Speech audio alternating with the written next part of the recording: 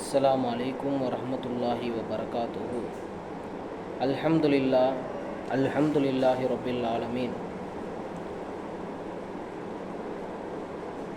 அன்பார்ந்த அல்லாஹ்வின் நல்லடியார்களே, கண் தெரியாத சஹாபியினால் நம்முடைய சமுதாயத்திற்கு கிடைத்த மார்க்க சட்டங்கள், அப்துல்லா இப்னு உம்மு மக்தும் ரதியல்லாஹு அன்ஹு அவர்களின் மூலமாக நம்முடைய மார்க்கத்திற்கு சில சட்டங்கள் வருவதற்கு இவர்கள் ஒரு காரணமாக அமைந்திருக்கிறார்கள்.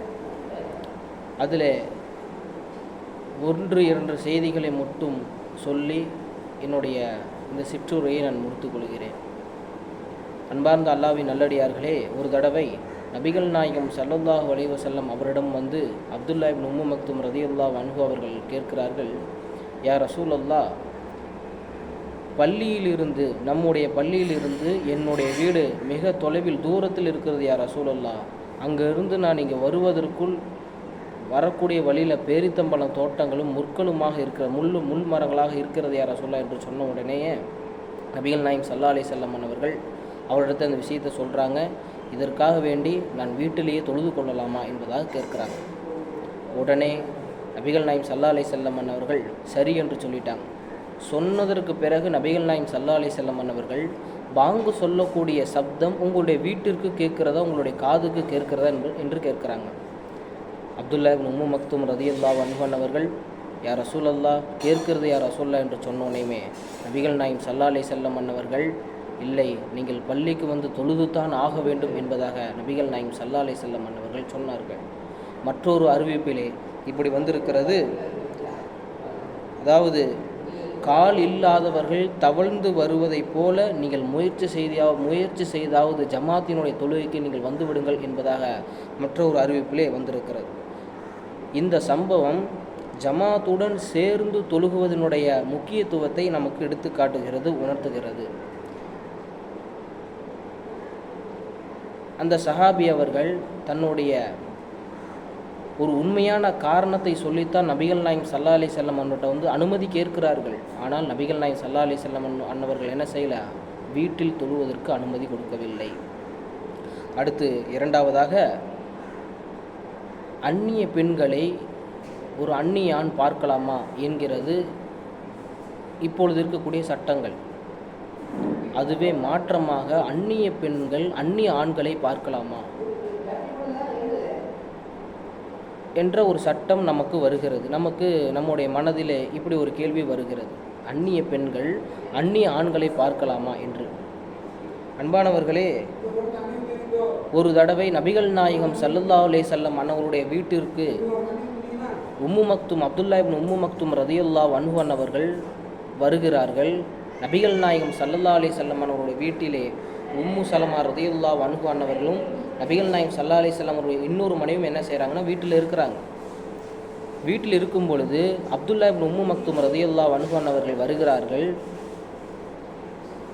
நபிகள் நாயகம் ஸல்லல்லாஹு அலைஹி வஸல்லம் அவர்கள் தன்னுடைய மனைவிகள்கிட்ட சொல்கிறாங்க, பருதாவை பேணி கொள்ளுங்கள் என்பதாக சொல்கிறாங்க. பருதாவை பேணி கொள்ளுங்கள் என்பதாக சொல்லும் பொழுது அந்த மனைவிமார்கள் சொல்கிறாங்க, யா ரசூலல்லாஹ், அவர்களுக்குத்தான் கண்ணு தெரியாது, அப்படி இருந்தும் இதை நாங்கள் செய்தாக வேண்டுமா என்பதாக கேட்குறாங்க.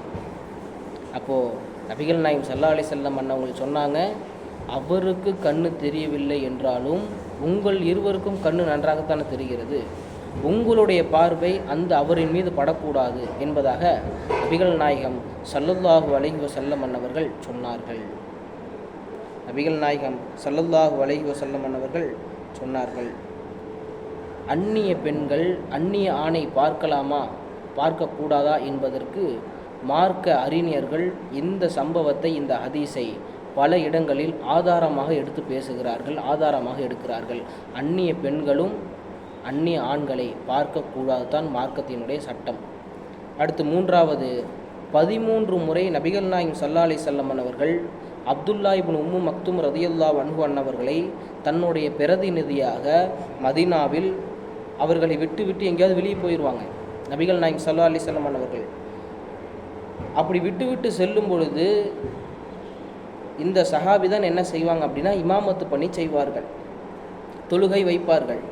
ஒரு கேள்வி, என்ன அப்படின்னா, கண் பார்வையற்ற ஒருவர் தொழுக வைக்கிறார், பின்னாடி நின்று தொழுகக்கூடியவர்கள், கண் நன்றாக தெரியக்கூடியவர்கள், பார்வையுள்ளவர்கள் நின்று தொழுகலாமா என்ற சட்ட பிரச்சனைக்கு மார்க்க அறிஞர்கள் எடுக்கக்கூடிய சம்பவம் என்ன அப்படின்னா, எடுக்கக்கூடிய ஆதாரம் என்ன அப்படின்னா இதுதான்.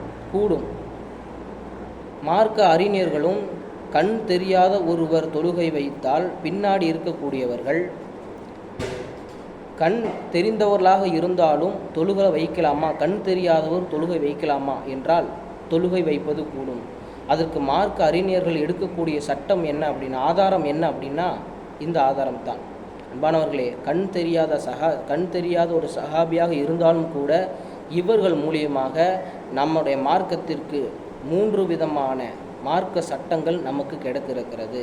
எல்லாம் வல்ல இறைவன் வாழ்கின்ற காலமெல்லாம் ஈமானோடு வாழக்கூடிய பாக்கியத்தை எனக்கும் உங்களுக்கும் தந்துள்வானாக. வல் ஆகிரு தாவானா அல்ஹம்துலில்லாஹி ரப்பில் ஆலமீன். அஸ்ஸலாமு அலைக்கும் வரஹ்மத்துல்லாஹி வபரகாத்துஹு.